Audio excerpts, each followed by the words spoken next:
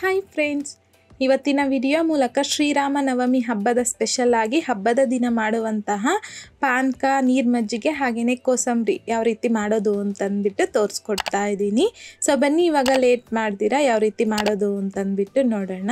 ಮೊದಲು ಈ ರೀತಿ ಬೆಲ್ಲ ಪಾನಕನ ರೆಡಿ ಮಾಡ್ಕೊಳ್ಳೋಣ. ಹಾಗಾಗಿ ಬೌಲಲ್ಗೆ ಅರ್ಧ ಕಪ್ ಆಗುವಷ್ಟು ಬೆಲ್ಲ, 1 ಕಪ್ ಆಗುವಷ್ಟು ನೀರನ್ನು ಹಾಕಿ ಒಂದ್ಸಲ ಮಿಕ್ಸ್ ಮಾಡಿಕೊಂಡು ಪಕ್ಕಕ್ಕೆ ಇಟ್ಕೊಳ್ಳಿ. ಬೆಲ್ಲ ಕರಗಬೇಕು, ಮಧ್ಯದಲ್ಲಿ ಒಂದ್ಸಲ ಮಿಕ್ಸ್ ಮಾಡ್ಕೊತಾ ಇರಿ. ಬೆಲ್ಲ ಅನ್ನೋದು ಬೇಗ ಕರಗೋಗುತ್ತೆ. ಅಷ್ಟರಲ್ಲಿ ಕುಟಾಣಿಗೆ ಒಂದು 5ರಿಂದ 6 ಪೆಪ್ಪರ್ ಹಾಗೆಯೇ 3 ಏಲಕ್ಕಿ ಹಾಕ್ಕೊತಾ ಇದ್ದೀನಿ. ಈ ವಿಧಾನದಲ್ಲಿ ಕುಟ್ಕೋಬೇಕು, ಪುಡಿ ಮಾಡ್ಕೋಬೇಕು ಏಲಕ್ಕಿ ಹಾಗೆಯೇ ಮೆಣಸನ್ನು. ಎಷ್ಟು ಸಾಧ್ಯವಾಗುತ್ತೋ ಅಷ್ಟು ಈ ರೀತಿ ಪುಡಿ ಮಾಡ್ಕೊಂಡಿದ್ದಾದ ನಂತರ ಪಕ್ಕಕ್ಕೆ ಇಟ್ಕೊಂಡು ಅಷ್ಟರಲ್ಲಿ ನಮ್ಗೆ ಇವಾಗ ಬೆಲ್ಲನೂ ಸಹ ಕರ್ಗೋಗಿರುತ್ತೆ. ಸೊ ಈ ರೀತಿ ಮಿಕ್ಸ್ ಮಾಡ್ಕೊತಾ ಇರಿ. ಇನ್ ಕೇಸ್ ಇನ್ನೂ ಬೆಲ್ಲ ಅನ್ನೋದು ಹಾಗೆ ಇದ್ದರೆ ಬೇಗ ಕರ್ಗೋಗುತ್ತೆ. ಸೊ ನೋಡಿ ಇವಾಗ ಪೂರ್ತಿಯಾಗಿ ಬೆಲ್ಲ ಅನ್ನೋದು ಕರ್ಗೋಗಿದೆ. ಈಗ ಇದ್ರಲ್ಗೇನೆ ಯಾವ ಕಪ್ಪಲ್ಲಿ ಬೆಲ್ಲ ತಗೊಂಡಿದ್ದೀರೋ ಅದೇ ಕಪ್ಪಲ್ಲಿ ಮತ್ತೊಂದು 2 ಕಪ್ ಆಗುವಷ್ಟು ನೀರನ್ನು ಹಾಕ್ಕೊತಾ ಇದ್ದೀನಿ. ಜೊತೆಗೆ ಏಲಕ್ಕಿ ಹಾಗೆಯೇ ಮೆಣಸನ್ನು ಪುಡಿ ಮಾಡಿಟ್ಕೊಂಡಿದ್ರಲ್ವ ಅದು, ಹಾಗೆಯೇ 1 ಟೀ ಸ್ಪೂನ್ ಆಗುವಷ್ಟು ನಿಂಬೆ ಹಣ್ಣಿನ ರಸ, ಒಂದು 8ರಿಂದ 10 ಎಲೆ ಆಗುವಷ್ಟು ತುಳಸಿ ಹಾಕ್ಕೊತಾ ಇದ್ದೀನಿ. ಹಾಕ್ಕೊಂಡಿದ್ದಾದ ನಂತರ ಒಂದ್ಸಲ ಮಿಕ್ಸ್ ಮಾಡ್ಕೊಳ್ಳಿ. ಈಗ ನಮಗೆ ಬೆಲ್ಲ ಪಾನಕ ಅನ್ನೋದು ರೆಡಿಯಾಗಿ ಹೋಗಿದೆ. ಸೊ ಸಿಂಪಲ್ ಮಾಡ್ಕೊಳ್ಳೋದು ಪಾನಕ. ಸೊ ಈ ವಿಧಾನದಲ್ಲಿ ಮಾಡ್ಕೊಂಡಿದ್ದಾದಮೇಲೆ ಪಾನಕನ ಈಗ ತುಂಬ ಸುಲಭವಾಗಿ ರುಚಿಯಾಗಿರುವಂತಹ ನೀರು ಮಜ್ಜಿಗೆಗೋಸ್ಕರ ಕುಟಾಣಿಗೆ 1 ಹಸಿಮೆಣಸಿನಕಾಯಿ, ಒಂದು 5ರಿಂದ 6 ಎಲೆ ಆಗುವಷ್ಟು ಕರಿಬೇವು, 1 ಟೀ ಸ್ಪೂನ್ ಆಗುವಷ್ಟು ಕೊತ್ತಂಬರಿ ಸೊಪ್ಪು, ಹಾಗೆಯೇ ಒಂದು ಅರ್ಧ ಇಂಚ್ ಆಗುವಷ್ಟು ಶುಂಠಿನ ಸಹ ಹಾಕಿ ಎಷ್ಟು ಸಾಧ್ಯವಾಗುತ್ತೋ ಅಷ್ಟು ಇದನ್ನು ಅಷ್ಟೇ ಈ ರೀತಿ ಕುಟ್ಟಿ ಸ್ಮೂತಾಗಿ ಪೇಸ್ಟ್ ಮಾಡ್ಕೊಂಡು ತಗೋಬೇಕು. ಈಗ ಇದನ್ನು ತಗೊಂಡು ಒಂದು ಬೌಲ್ಗೆ ತಗೊಳ್ಳಿ. ಈಗ ಕುಟಾಣಿಯಲ್ಲಿ ಕುಟ್ಟಿದ್ರಲ್ವ ಇದರಲ್ಲಿಗೆ ಸ್ವಲ್ಪ ನೀರನ್ನು ಹಾಕಿ ಮಿಕ್ಸ್ ಮಾಡಿಕೊಂಡು ಈ ನೀರನ್ನು ನಾವು ಈ ಬೌಲಲ್ಗೆ ಹಾಕ್ಕೊತಾ ಇದ್ದೀನಿ. ಹಾಕ್ಕೊಂಡಿದ್ದಾದ ನಂತರ ಒಂದು ಸಲ ಇದನ್ನು ಚೆನ್ನಾಗಿ ಮಿಕ್ಸ್ ಮಾಡಿಕೊಂಡು ಇದನ್ನೊಂದು 5 ನಿಮಿಷ ಪಕ್ಕಕ್ಕೆ ಇಟ್ಕೊಳ್ಳಿ. ಅಷ್ಟರಲ್ಲಿ ಮಿಕ್ಸಿ ಜಾರಲ್ಗೆ ನಾನು ಒಂದು 500 ml ಆಗುವಷ್ಟು ಗಟ್ಟಿಯಾಗಿರುವಂತಹ ಮೊಸರು ಹಾಕ್ಕೊತಾ ಇದ್ದೀನಿ.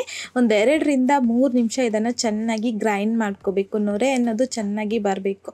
ಸೊ ಸ್ಮೂತಾಗಿ ಈ ರೀತಿ ಮೊಸರನ್ನು ಗ್ರೈಂಡ್ ಮಾಡ್ಕೊಂಡಿದ್ದಾದ ನಂತರ ಇದನ್ನು ತಗೊಂಡು ಒಂದು ಬೌಲಲ್ಗೆ ಹಾಕ್ಕೋಬೇಕು. ಈಗ ಇದರಲ್ಗೇ ಒಂದು 500 ml ಆಗುವಷ್ಟು ನೀರನ್ನು ಹಾಕ್ಕೊತಾ ಇದ್ದೀನಿ. ಜೊತೆಗೆ ನಾವು ಮೆಣಸಿನಕಾಯಿ ಹಾಗೆಯೇ ಕೊತ್ತಂಬರಿ ಸೊಪ್ಪೆಲ್ಲನೂ ಕುಟ್ಟಿ ತಗೊಂಡಿದ್ರಲ್ವ ಅದನ್ನು ಈ ರೀತಿ ಒಂದು ಟೀ ಸ್ಟ್ರೈನರಲ್ಗೆ ಸ್ಟ್ರೈನ್ ಮಾಡ್ಕೊಂಡಿದ್ದೀನಿ. ಈ ರೀತಿ ಇನ್ನೂ ಸ್ವಲ್ಪ ಮಸಾಲೆ ಅನ್ನೋದಿರುತ್ತಲ್ಲ ಸ್ಪೂನಲ್ಲಿ ಪ್ರೆಸ್ ಮಾಡ್ಕೊಳ್ಳಿ, ಬಂದ್ಬಿಡುತ್ತೆ.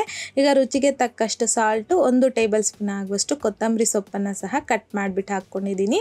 ಈಗ ಒಂದ್ಸಲ ಚೆನ್ನಾಗಿ ಈ ವಿಧಾನದಲ್ಲಿ ಮಿಕ್ಸ್ ಮಾಡಿಕೊಂಡ್ರೆ ನಮಗೆ ತುಂಬಾ ರುಚಿಯಾಗಿರುವಂತಹ ಮಸಾಲೆ ನೀರು ಮಜ್ಜಿಗೆ ಅನ್ನೋದು ರೆಡಿಯಾಗೋಗುತ್ತೆ. ಸೊ ನೀವು ಕ್ವಾಂಟಿಟಿನ ಜಾಸ್ತಿ ಬೇಕು ಅಂತಂದರೆ ಡಬಲ್ ಮಾಡ್ಕೋಬೋದು. ಸೊ ನಾನಿಲ್ಲಿ ಸ್ವಲ್ಪ ಕಡಿಮೆನೇ ಮಾಡ್ಕೊತಾ ಇದ್ದೀನಿ. ನೀವು ಸೇಮ್ ಮೆಷರ್ಮೆಂಟ್ಸಲ್ಲಿ ಕ್ವಾಂಟಿಟಿನ ಡಬಲ್ ಮಾಡ್ಕೊಳ್ಳಿ.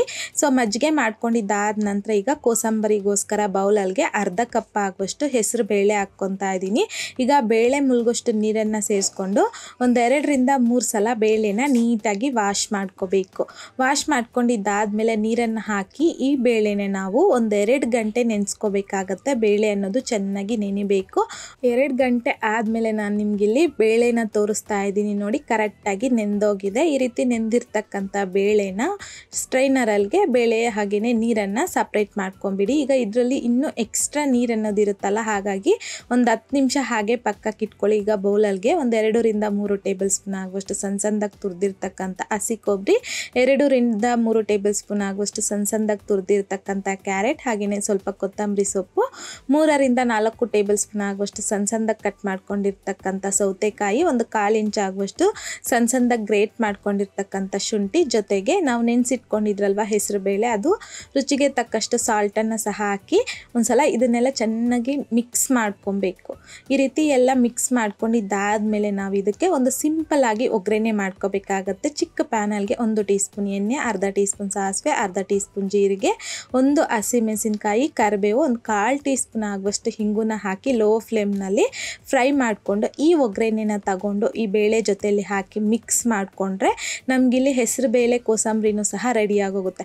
ಅಷ್ಟೇ ತುಂಬ ರುಚಿಯಾಗಿರುತ್ತೆ. ಸೊ ತುಂಬ ಚೆನ್ನಾಗಿ ಬರುತ್ತೆ. ಈ ವಿಧಾನದಲ್ಲಿ ಬೆಲ್ಲ ಪಾನಕ ಆಗಿರ್ಬೋದು, ಹಾಗೆಯೇ ನೀರು ಮಜ್ಜಿಗೆ ಆಗಿರ್ಬೋದು, ಕೋಸಂಬರಿ ಆಗಿರ್ಬೋದು, ಈ ಸಲ ಬರುವಂತಹ ಶ್ರೀರಾಮನವಮಿ ಹಬ್ಬಕ್ಕೆ ನೀವು ಮನೇಲಿ ಟ್ರೈ ಮಾಡಿ ನೋಡಿ.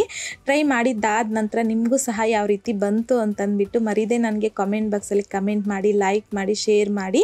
ಮತ್ತಷ್ಟು ಈಸಿ ಆ್ಯಂಡ್ ಸಿಂಪಲ್ ಕ್ವಿಕ್ ರೆಸಿಪೀಸ್ಗೋಸ್ಕರ ದಯವಿಟ್ಟು ನೀವಿನ್ನೂ ನಮ್ಮ ಮೇಘಶ್ರೀಸ್ ಕಿಚನ್ ಚಾನಲ್ನ ಸಬ್ಸ್ಕ್ರೈಬ್ ಮಾಡಿಲ್ಲ ಅಂತಂದರೆ ಸಬ್ಸ್ಕ್ರೈಬ್ ಮಾಡಿ.